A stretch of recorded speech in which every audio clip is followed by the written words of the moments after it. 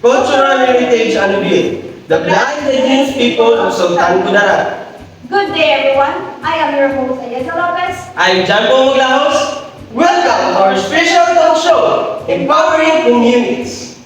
Where we delve into the rich culture and traditions of the indigenous people of Sultan Kudarat. Today, we shine a spotlight on the fascinating Daan tribe of Sultan Kudarat. Join us as we uncover the unique heritage and stories of this remarkable community. Today, we have a distinguished panel of guests who will enlighten us on the status and livelihood of this same community.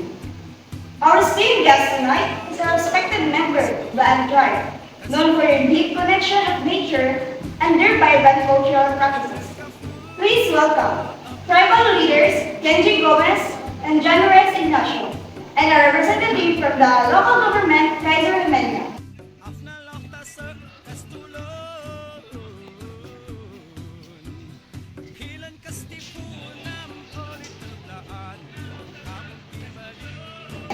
Who will share with us insights into the traditions, beliefs, and way of life of the Daan people.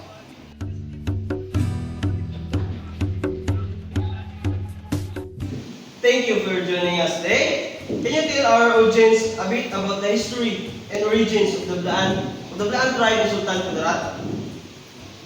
Sigurado gayud ang mga bilaan sa nagpuyo sa kabutiran ug sa kalasangan sa Sultan Kudarat susulod sa mga henerasyon nagpuyo na hiuyon sa kinaiyahan sa nagsaon nga mga kustombre o mga ritual. That's really fascinating. What are some key aspects of Blaan culture that set your tribe apart? Ang among mabuting mga birdworks, tradisyonal na musika o sayaw ug lalong na espiritualan nga pagtuo sa nakasentro sa kinaiyahan ug mga espiritu sa katigulangan nungganon sa mga among pagkatao isip mga bilaan. How do the Daan tribe sustain their way of life, and what are the major sources of income?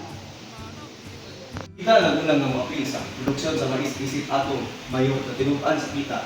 Bisag kita nagpuyo sa yuta sa katigulangan gamay ra kaayo ang produksyon sa mais para makakuha og igong kita para sa atong mga pamilya.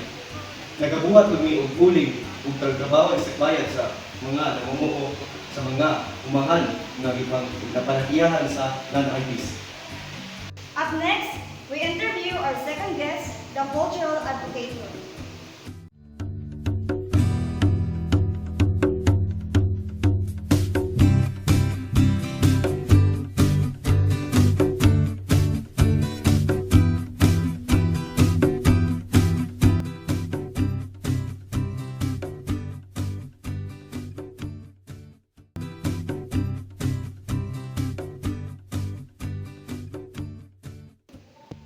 Welcome back to our special talk show, Empowering Communities. Joining us, the next guest, is a passionate cultural advocate who works closely with the Blaan community. Can you tell us about the education in Blaan IP in Sultan Kudarat? High rate of enrollment dissipate the poverty and low educational attainment of the early generation of many children of Bilaan, families in attainment formal school. Educational expenses is never easy to Bilaan parents who support their children's educational expenses. A glowing future exists the IP children in the province.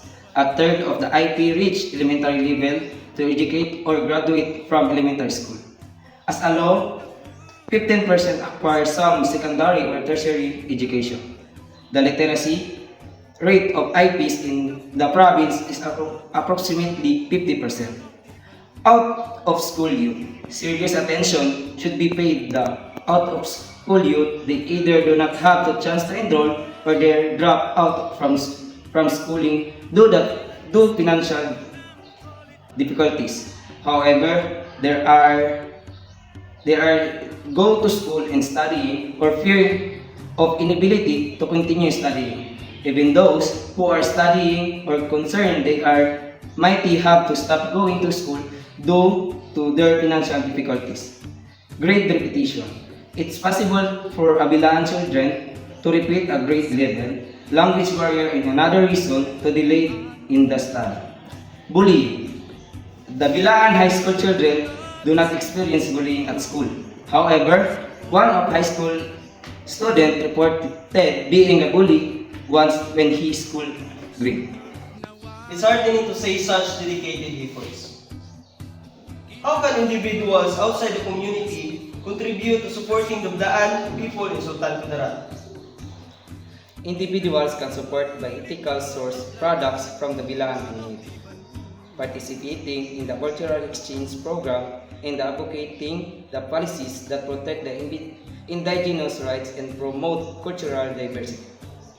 Our final guest is a representative from the local government. How is the government supporting the IP group in Sultan Kudarat to preserve their culture and promote sustainable development? Thank you for having me.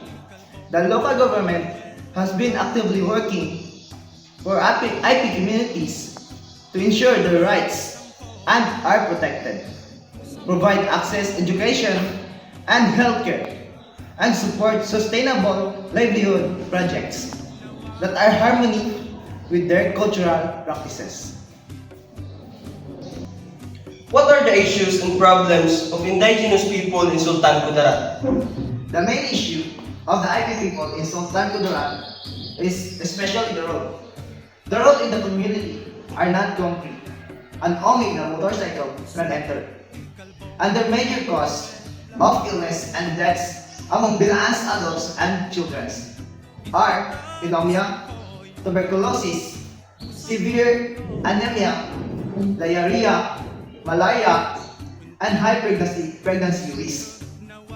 Also, the water and sanitation of water, the water supply of are poor in Bilaan's community. They can get water for springs in the mountain, but it was damaged due to earthquake and floods. Last is the sanitation, the unhygienic disposal of human excrement because most of households do not have toilet at all. Instead, they use open pit toilet in some households. As we conclude our exploration of the Blaan tribe in Sultan Kudarat, we extend our gratitude to our guests for enlightening us with their wisdom and sharing a glimpse of their vibrant culture. Remember, diversity is a treasure, and understanding different cultures enriches us all. This concludes our talk show on empowering communities. Join us next time as we explore more stories and resilience and cultural diversity. Thank you for joining us today.